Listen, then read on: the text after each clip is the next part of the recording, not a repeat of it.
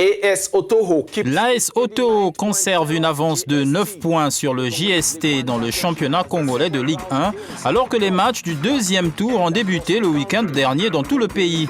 Nous allons revoir le match entre l'AS Cheminot et le JST ainsi que le classement actuel du championnat.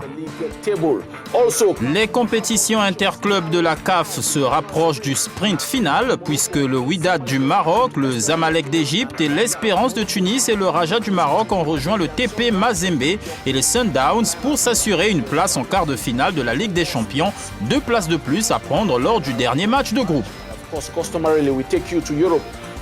Et nous irons en Europe où les joueurs africains, comme c'est le cas chaque week-end, marquent des buts dans les 5 premiers championnats européens. Le seul but de la première mi-temps du Nigérian Keleki Iheanacho permet à la ville de Leicester de passer le 4e tour de la Coupe d'Angleterre. Tel est le menu de ce numéro Football Planet. Bienvenue à tous.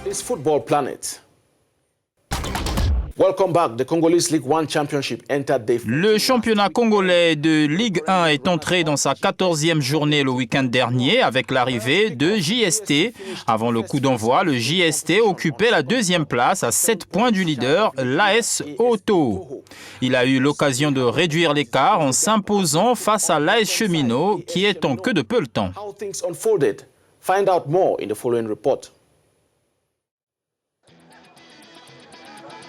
Occasion manquée de remonter la pente pour l'AS Cheminot qui recevait dimanche les jeunes sportifs de Talangaï lors de la 14e journée qui marquait le début du 2e tour du championnat congolais.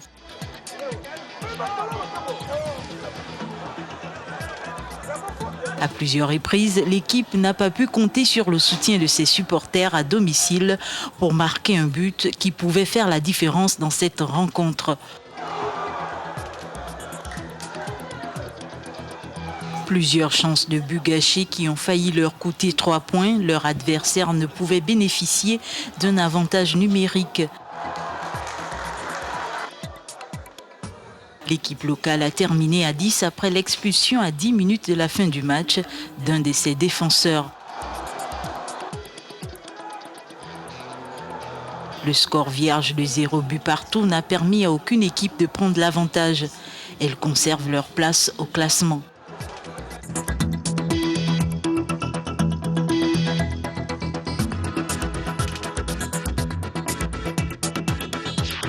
Les 2 entraîneurs ont exprimé leur déception. Je crois que nous sommes en plus sur le problème de finition. Vous voyez, on arrive à avoir des buts pendant 3-4 fois, on n'arrive pas à marquer. Je crois qu'on est en train d'essayer de travailler la finition afin qu'on puisse marquer 1-2 buts et arriver là où on peut arriver. Je crois que c'est ça la grande difficulté chez nous. On ne marque pas assez de buts, mais on en prend par contre. Je crois que la finition, on est en train de travailler là-dessus. Parce que je vais répondre à des volets. Pour dire ça te fait non. Quelque part aussi, oui, parce que ça fait partie de l'un des scores du match. C'est pas facile de venir prendre un point ici, là. OK, devant une équipe comme Cheminot. Cheminot, c'est une grande équipe. Pour les autres résultats, les leaders de la Ligue AS Auto ont battu Togo FC 1-0, Kara 0 et 3 pour FC Konzo. RCB a fait match nul, 1 but partout avec Patronage. La 15e journée a été programmée pour ce week-end.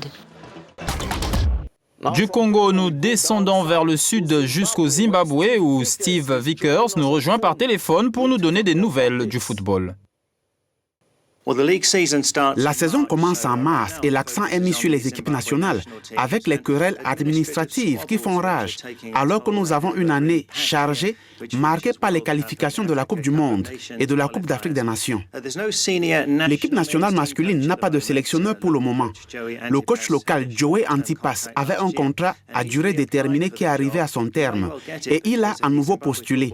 Il pourrait bien être reconduit car la fédération zimbabwéenne fait face à des difficultés financières et ce serait l'option la plus abordable.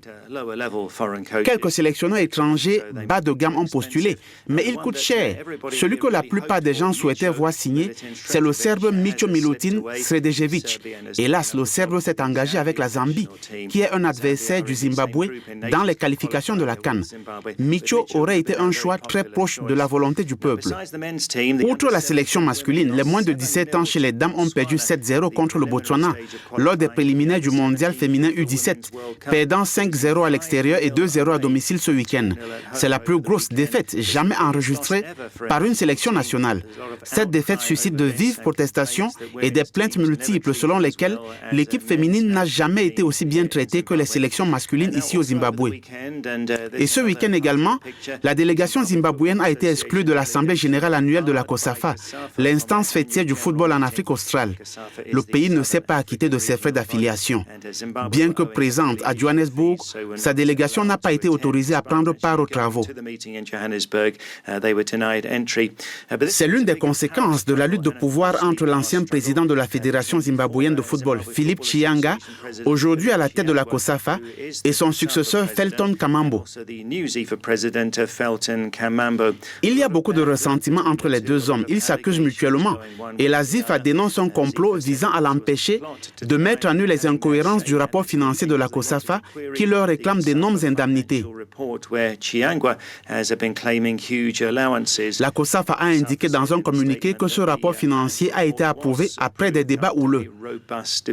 Voilà un bref aperçu du football ici. Les querelles administratives sont omniprésentes alors que c'est une année chargée pour le football africain.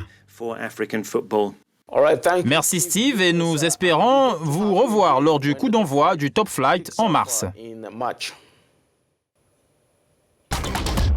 La 5e journée de la 6e édition de la Ligue des champions de la CAF a vu l'Espérance de Tunis, champion en titre, se qualifier pour les 8 dernières rencontres de la compétition grâce à un match nul, 2 buts partout à domicile contre le Raja de Casablanca samedi.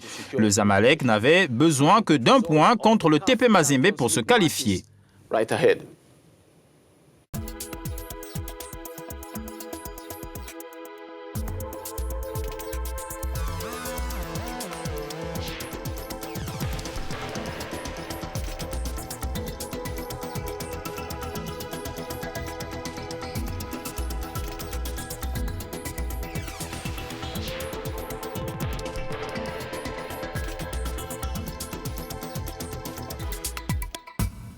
Jusqu'à présent, 6 équipes ont réservé leur place, tandis que 2 autres sont en lice, comme vous pouvez le remarquer sur le tableau.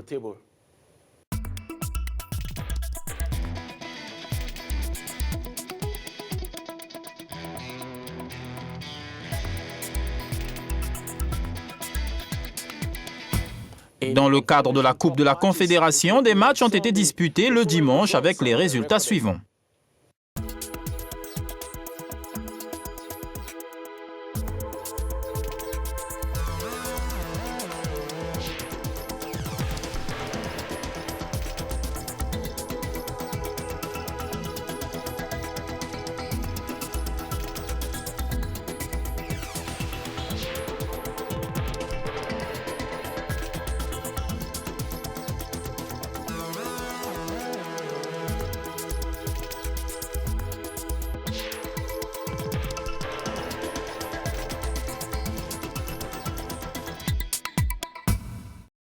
Le club Al-Nasr de Benghazi et Al-Masri d'Égypte ont rejoint les Pyramides FC d'Égypte en quart de finale.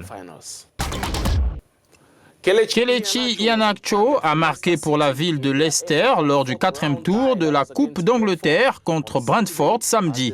L'attaquant nigérian ayant marqué 4 minutes après le début du match, soit son 7e but de la saison, toute compétition confondue.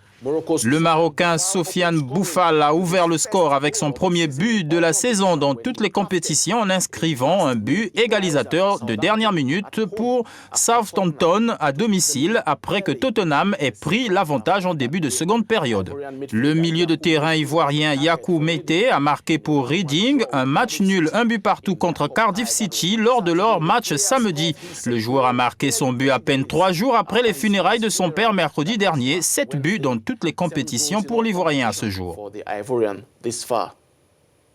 En France, le Sénégalais Habib Diallo a marqué le seul but de la rencontre entre son équipe de Metz et le Stade Reims samedi. Il est le meilleur buteur de la Ligue 1 cette saison avec 11 buts et il est le premier Africain en France selon un rapport des médias qui a déjà lié les Sénégalais au club de football de Chelsea. Le capitaine tunisien Wabib Kazri a marqué 2 fois pour Saint-Étienne le week-end dernier en battant le visiteur Nîmes. 2-1 après avoir été mis hors jeu en raison de blessures. Wabi prend de la vitesse et compte désormais 4 buts dans toutes les compétitions. Mama Baldé de Guinée-Bissau a apporté une consolation tardive à Dijon qui a perdu 3 points sur la route de Montpellier. Le milieu de terrain a inscrit son 3e but de la saison, 17 matchs de Ligue 1. Ekambi. Karl Toko Ekambi a participé dimanche à la fête face à Toulouse lors de son premier match de Ligue 1 après son retour dans la Ligue 1 française. L'attaquant camerounais a marqué son premier but avec son nouveau club, tandis que l'ailier ivoirien Maxwell Cornet a ouvert le score dans ce même match en première mi-temps. C'était son 4e match de la Ligue 1. L'attaquant gambien Moussa Barrow a marqué un but lors de sa 2e apparition sous le maillot de Bologne cette saison. L'équipe s'est déplacée avec les 3 points du Espal. Bologne a remporté le match 3-1. Nous sommes arrivés à la fin de l'émission que vous pouvez obtenir sur notre site web africanews.com en français comme en anglais. Mon équipe et moi, nous vous remercions. Au revoir.